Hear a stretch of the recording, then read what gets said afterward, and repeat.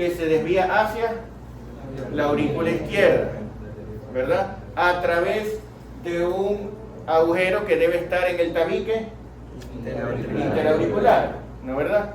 Que se llama ¿cómo? Foramen oval, ¿verdad? Entonces, el foramen oval permite que la sangre de la aurícula derecha se pase a la aurícula izquierda. Pero hay una parte que sí va al ventrículo y que va, por lo tanto, a la arteria pulmonar, pero de la arteria pulmonar no puede ir a los pulmones. Entonces hay otra comunicación que va de la arteria pulmonar ¿a dónde? A la aorta, y esa se llama, ese se llama el conducto arterioso, ¿no verdad? El ductus arterioso. Entonces, el cortocircuito, doctora, el cortocircuito en el conducto arterioso, ¿es de izquierda a derecha o de derecha a izquierda?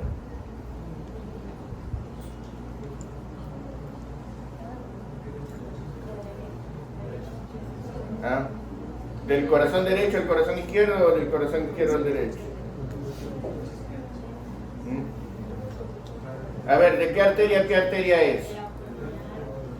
De la pulmonar a la aorta. La pulmonar viene del ventrículo derecho, entonces el cortocircuito es derecha a izquierda, ¿no verdad?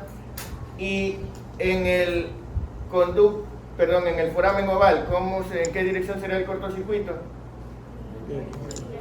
También es de derecha a izquierda, ¿verdad? Entonces, tanto en el foramen oval como en el conducto arterioso, en el feto, el cortocircuito va de derecha a izquierda, porque no podemos ir a los pulmones, entonces hay que desviarnos hacia la circulación sistémica, ¿verdad? Como está cerrada el camino a los pulmones, no nos queda más remedio que irnos hacia la circulación sistémica. Entonces nos vamos al lado izquierdo. Entonces, llega sangre a la aurícula, de la aurícula derecha a la aurícula izquierda. Esa sangre que está del lado derecho, ¿era sangre oxigenada, desoxigenada o mezclada? Era sangre mezclada, ¿verdad? Entonces, esa sangre mezclada va a pasar a la circulación sistémica. Va a ir a la aurícula izquierda. A la aurícula izquierda, doctora, ¿qué venas desembocan en la aurícula izquierda? Las venas pulmonares. Y en el feto, ¿las venas pulmonares están recibiendo mucha sangre desde los pulmones o poca sangre desde los pulmones? Poca, porque la circulación prácticamente no pasa por los pulmones. Entonces, casi toda la sangre que le llega a la aurícula izquierda es la que le viene de la aurícula derecha, ¿no verdad? Sangre mezclada. Esa sangre mezclada de la aurícula izquierda pasa al ventrículo izquierdo, y del ventrículo izquierdo pasa a la aorta, y en la aorta recibe a su vez la sangre que viene ¿de dónde? Del conducto arterioso, que también es sangre mezclada. Entonces, a la aorta del feto llega sangre oxigenada, desoxigenada o mezclada. Mezclada, ¿verdad? Por lo tanto, la aorta que lleva sangre ¿a dónde? A todo el cuerpo, a toda la circulación sistémica, lleva sangre mezclada, lo cual quiere decir que el feto de por sí no se oxigena como el niño ya afuera del vientre, sino que el feto es hipóxico. El feto recibe solamente una cantidad de oxígeno como para que, bueno, ya, ¿no? ¿Sí? El feto recibe sangre mezclada en sus tejidos, ¿sí? Pero con eso le es suficiente, ¿ya? Porque tampoco es que el feto se pone a correr, a jugar rápido, ¿no? ¿Ya? El feto entonces recibe eso en todos sus tejidos, y después toda esa sangre que va a los tejidos, esa sangre no solamente va a los tejidos, sino que por la aorta sale también la arteria, digamos la ilíaca, y ahí las ilíacas internas y las umbilicales, y esas se van otra vez a oxigenar. Pero el resto que se va a los tejidos, ¿por dónde regresa, doctor? La sangre de los tejidos, ¿por dónde regresa al corazón? La circulación sistémica, ¿cómo regresa al corazón? A través de las cuales venas, todas las venas. Llega a la aurícula. Al derecho y se mezcla la sangre con la oxígena. Exacto, entonces llega por las venas cava superior, la cava inferior, el seno coronario, llega y se mezcla con la otra, ¿no verdad? ¿Sí? Entonces la circulación en el feto, ¿cómo es? Es una circulación que evita pasar por los pulmones. Es una circulación que va ventrículo izquierdo, aorta, de aorta va una parte por la arteria umbilical a oxigenarse en la placenta, esa parte regresa por la vena umbilical, eso va a la circulación cava, regresa a la aurícula derecha, ¿sí? La otra parte viene de todas las células del cuerpo y se mezcla. Esa sangre mezclada se va al ventrículo derecho y de ahí a la arteria pulmonar. Pero como no pueden ir a los pulmones, por el foramen oval y por el conducto arterioso se van otra vez a la aorta. Entonces la sangre siempre se está yendo a la circulación sistémica, ¿no es verdad? De los dos ventrículos, entonces, ¿cuál tiene más obstrucción a su flujo sistólico? ¿Cuál tiene más dificultad?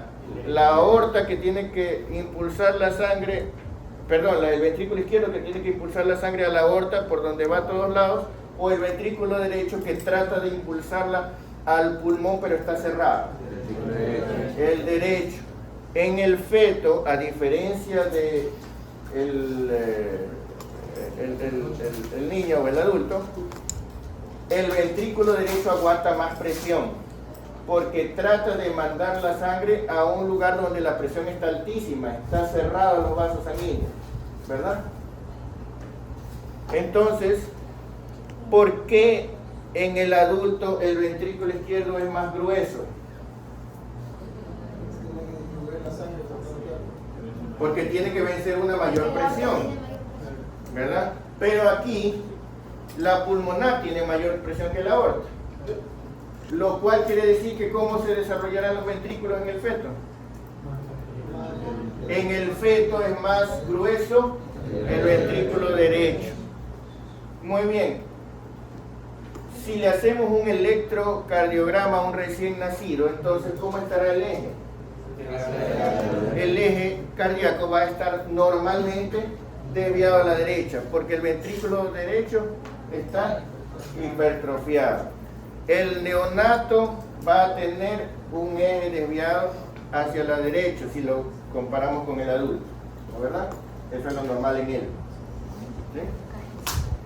Recién al mes de vida vamos a tener que más o menos se equilibra la masa de los dos ventrículos.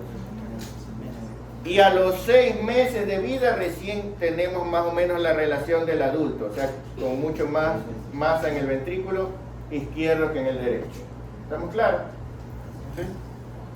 Pero bueno, estamos claros ya cómo es la circulación del feto. ¿Qué pasaría si en el feto no existiera el conducto arterioso y no existiera el foramen oval?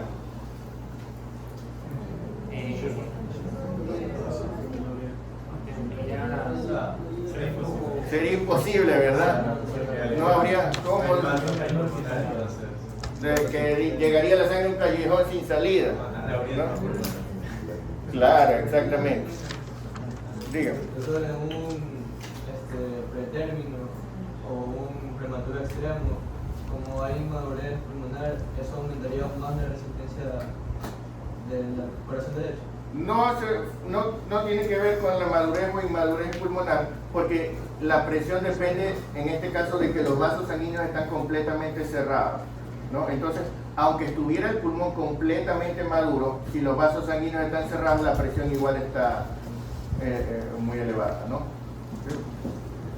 ¿Ya? Eso más bien tendría que ver en el momento en que nace, ¿no? La perfusión pulmonar. generalmente al momento de nacer. A ver, acuérdense que el pulmón recibe sangre para nutrirse por las arterias bronquiales, ¿ya?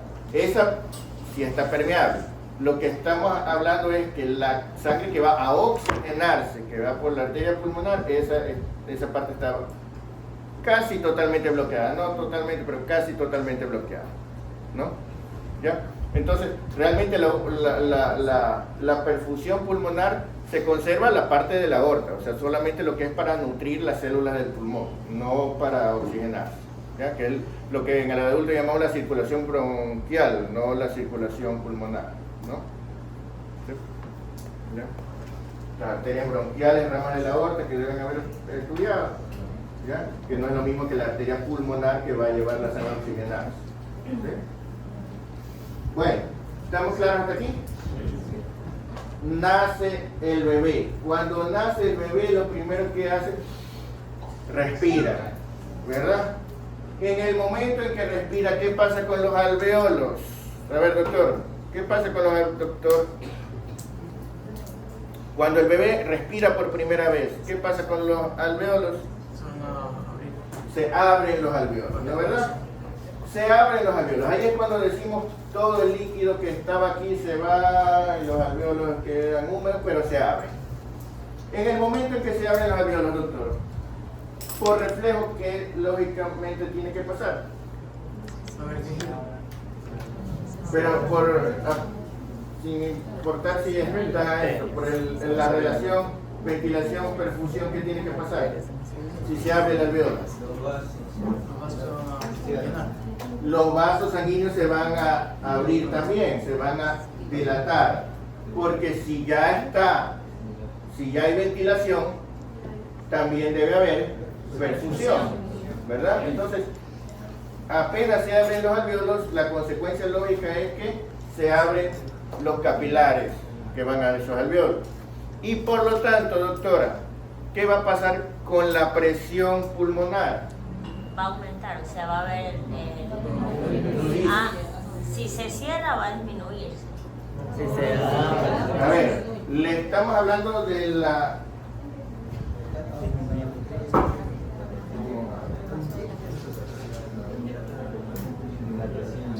Imagínese usted que tiene una manguera, ¿ya? Si usted la aprieta, ¿sale con más presión o con menos presión? Con menos presión. Si usted la... No, pues si la aprieta sale con más presión. Si usted la aprieta, ¿cómo está la presión de la que viene? O sea, claro, está fuerte porque no sale. Ok. Sí. Ya. Al cerrar los vasos sanguíneos, cuando hay vasoconstricción sistémica, si a usted le inyectan un vasoconstrictor, ¿la presión arterial se le sube o se le baja?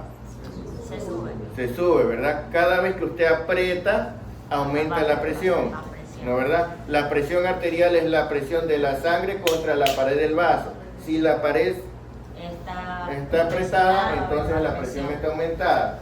Las paredes estaban completamente colapsadas y ahora se dilatan. ¿Qué va a pasar con la presión pulmonar? Va a estar baja, porque ya pasa baja. Bruscamente disminuye porque se abren todos los vasos al mismo tiempo, ¿no, verdad? Entonces disminuye la presión pulmonar. ¿Qué va a pasar entonces con la presión en la arteria pulmonar? La arteria pulmonar estaba tratando de mandar sangre al pulmón y no podía. De pronto se le abre el camino, entonces ¿qué va a pasar con toda esa sangre? Sí va a poder ir al pulmón. Y por lo tanto la presión en la arteria pulmonar, ¿qué va a pasar? Va a disminuir. Ya va a poder desfogar esa sangre, la presión va a disminuir. Y si disminuye la presión en la arteria pulmonar, ¿qué va a pasar con la presión en el ventrículo derecho? Porque el ventrículo derecho iba. ¿Y qué va a pasar con la presión en la aurícula derecha? Va a disminuir. Entonces va a disminuir todas las presiones derechas, ¿verdad? Porque se abre el camino hacia el pulmón, ¿no, verdad? Muy bien. Disminuye toda la presión, entonces toda esa sangre que no puede ir al pulmón ahora se va al pulmón. Toda esa sangre que se va al pulmón, doctor, ¿por dónde regresa al corazón? Por las venas pulmonares. Por las venas pulmonares que desembocan aurícula izquierda. En la aurícula izquierda, muy bien. Entonces, esas venas pulmonares desembocan en la aurícula izquierda y de ahí van a pasar al ventrículo izquierdo, muy bien. Y del ventrículo izquierdo van a ir a la aorta, y de la aorta van a ir a toda la circulación sistémica.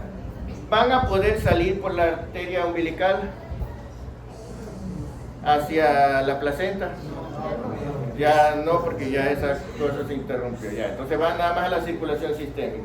De la circulación sistémica, ¿por dónde van a regresar el corazón? Por las venas cava superior, cava inferior y el seno coronario, ¿no verdad? ¿Van a regresar a la aurícula? Derecha. ¿Y de la aurícula derecha van a ir a dónde? Al ventrículo derecho, y del ventrículo derecho van a ir al pulmón y se va a hacer la circulación entonces como es normalmente en el adulto, ¿verdad? Hasta ahí estamos claros. Dígame. Pero cuando disminuyen las presiones, también se cierra el foramen o aún permanece. Ahora vamos a eso. Las cosas estarían bien si no fuera porque tenemos el foramen oval y el conducto arterioso. ¿Ya? El problema es que está abierto el foramen oval, está abierto el conducto arterioso, lo cual permite que pase sangre de un lado al otro. Pero la sangre pasa siempre de donde hay más presión a donde hay menos presión. En el feto, ¿dónde había más presión? En el lado derecho. Cuando nace, todas las presiones derechas disminuyen. ¿Y ahora dónde hay más presión? Por lo tanto, ¿qué va a pasar con esos cortocircuitos? Se tienden a invertir, ¿no verdad? Ahora tienden a irse de izquierda a derecha. Muy bien. ¿Qué ocurre en el caso del foramen oval? El foramen oval, acuérdese que es el, digamos, queda de la superposición de dos tabiques que eran el septum primum y el septum secundum, ¿no verdad? Que están puestos así, ¿no verdad? Resulta que cuando el cortocircuito era de derecha a izquierda, o sea, en el feto, la sangre venía de un lado, abría el tabique y pasaba al otro. ¿Ya? Viene por aquí la sangre y pasa al otro lado. Pero cuando se invierte y la sangre intenta entrar por acá, funciona como si fuera una válvula. Porque esto lo permite pasar para allá, pero no permite pasar para el otro lado. ¿Sí? Cuando aumenta la presión en la aurícula izquierda, la misma presión de la aurícula izquierda pega el tabique contra el otro, el septum primum contra el septum secundum, y se cierra el foramen oval. Pero como se dan cuenta, es un cierre que depende de la presión. O sea, no es un cierre anatómico, sino un cierre fisiológico, ¿verdad? Si en algún momento la presión volviera a aumentar, se volvería a abrir, ¿no verdad? Eso quiere decir que es un cierre solamente fisiológico. Eso, presión derecha podría aumentar a lo mejor porque el recién nacido llora con toda su fuerza y aumenta la presión pulmonar, ¿no? ¿Han visto bebés que lloran y se ponen morados? ¿Por qué se ponen morados? Porque se invierte el cortocircuito, se va de derecha a izquierda, ¿no verdad? Pero bueno, eso pasa con el foramen oval. La cosa es, después de unos meses, este foramen oval, de tanto estar cerrado, se empiezan a desarrollar adherencias y se empieza a cerrar anatómicamente. Cuando ya se desarrollan adherencias, ya no es posible pues que se vuelva a abrir. Entonces eso se llama el cierre anatómico. Resulta que el cierre anatómico no se da por completo en todas las personas. ¿Sí? A los 20 años de edad, que ya es un adulto, la cuarta parte de las personas todavía tiene permeable el foramen oval. cerrado, pero fisiológicamente solamente. O sea, todavía es posible que pase sangre por ahí. ¿Ya? ¿Sí?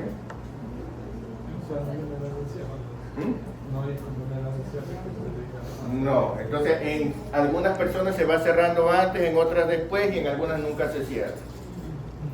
¿Sí? O sea, si se hace una maniobra de Valsalva, podría revertirse. Si se hace una maniobra de Valsalva, podría haber un cortocircuito derecha-izquierda en algunas personas. ¿Sí? ¿Ya? Que no es un cortocircuito importante porque es un agujerito chiquito, pero hay. ¿No? ¿Estamos claros? Muy bien. Eso pasa con el foramen oval. ¿Qué pasa con el conducto arterioso? En el conducto arterioso no tenemos una válvula, porque es un tubo, es un conducto. Entonces no es que se invierte el flujo y se cierra, no, así nada más. Se invierte el flujo y por lo tanto ahora va a pasar ¿de dónde a dónde? De la izquierda a derecha, de la aorta a la pulmonar. Pero dígame una cosa, esa sangre que pasa de la aorta a la pulmonar, ¿es sangre oxigenada o desoxigenada? O mezclada. ¿Es sangre? Oxigenada, porque ahora sí es sangre que viene de los pulmones y no se ha mezclado con nadie, sino que va a la aorta, ¿verdad? En el feto, la sangre que pasaba de la pulmonar a la aorta era sangre mezclada, ¿verdad? Lo cual quiere decir que en el feto, por el conducto arterioso pasa sangre mezclada de la pulmonar a la aorta, mientras que en el recién nacido ya pasa sangre oxigenada de la aorta a la pulmonar. El conducto arterioso tiene un quimioreceptor que detecta la cantidad de oxígeno que hay en esa sangre que está pasando. Entonces, ese quimioreceptor, cuando detecta que la presión de oxígeno ha subido y que ahora es sangre bien oxigenada la que pasa, genera un reflejo. El sistema nervioso dice, bueno, llegó la hora de que se cierre el conducto. Ese reflejo provoca vasoconstricción. No hay válvula. El cierre se da por acción muscular. Vasoconstricción. ¿Sí? Ahí se cierra, pero ese será un cierre fisiológico, porque siendo vasoconstricción también en algún momento podría volver a vasodilatarse, ¿verdad? ¿Estamos claros, no? Ese es un reflejo. Cuando aumenta el oxígeno, decide cerrarse. ¿Sí? Lógicamente que como es un reflejo, está mediado por los nervios, por los neurotransmisores, por los mediadores químicos, etcétera, ¿no? ¿Verdad? ¿Sí? ¿Estamos claros ahí? Muy bien. Con el tiempo, de tanto estar cerrado, el vaso sanguíneo dice, pues si no estoy funcionando, mejor me muero. No. ¿Ya? Se convierte en un tejido, se fibrosa, se convierte en un tejido fibroso y por lo tanto ahora es un ligamento. Y ahora ya no se llama conducto arterioso, sino ligamento arterioso, que es lo que estudiamos en anatomía, ¿no? ¿Verdad? ¿Sí? Allí es posible volver a dilatarlo, ya no. Entonces ahí se dice que es el cierre anatómico del conducto arterioso. Muy bien. Entonces tenemos el cierre anatómico y fisiológico de los dos cortocircuitos y eso es lo que establece ya la circulación propia del adulto, ¿no? ¿Verdad? ¿Estamos claros hasta aquí? Ya estamos claros cómo funciona, ¿no? Muy bien. Ahora, lógicamente,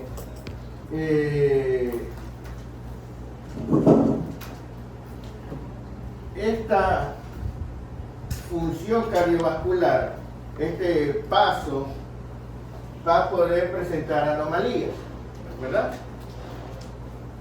vamos a comenzar a ver casos clínicos y una vez entendido esto vamos a ver cómo podría disfuncionar, ¿no? ¿Verdad?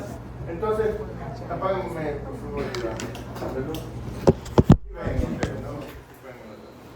Muy bien. A ver, comencemos.